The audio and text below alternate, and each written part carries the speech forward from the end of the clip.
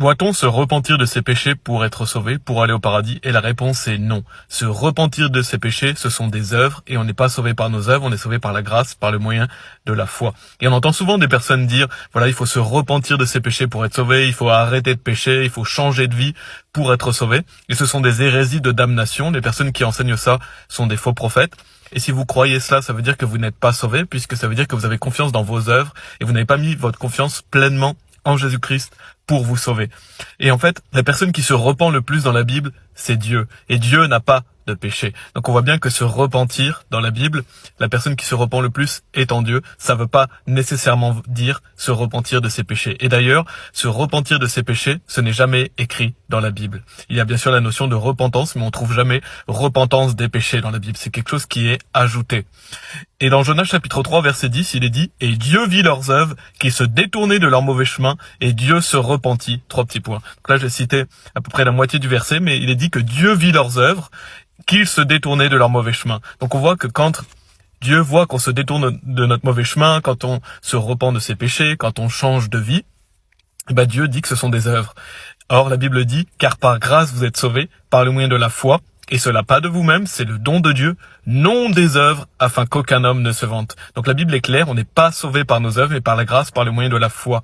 Donc si vous croyez qu'il faut se repentir de ses péchés pour être sauvé, vous avez un salut par les œuvres, vous n'êtes pas sauvé. Donc il faut justement que vous vous repentiez de ce faux salut. Parce que qu'est-ce que la vraie repentance? Parce que la repentance est nécessaire au salut. Je ne dis pas que la repentance n'existe pas, la repentance est nécessaire au salut, mais ce n'est pas se repentir de ses péchés. Donc qu'est-ce que la vraie repentance pour être sauvé? La vraie repentance pour être sauvé, c'est le fait de changer d'avis.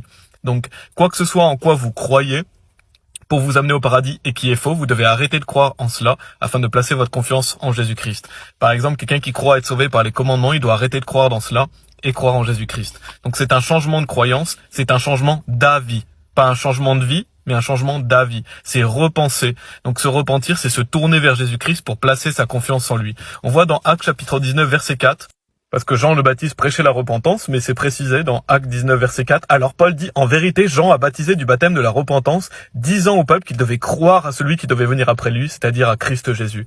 Donc on voit que Jean disait aux gens qu'ils devaient croire, c'était ça la repentance, qu'ils croient en Jésus-Christ, qu'ils arrêtent de croire dans leurs bonnes actions, ou dans leurs faux dieux, ou dans leur fausse religion, afin qu'ils placent leur confiance en Jésus-Christ. Donc si vous avez cru en Jésus-Christ, vous vous êtes repentis.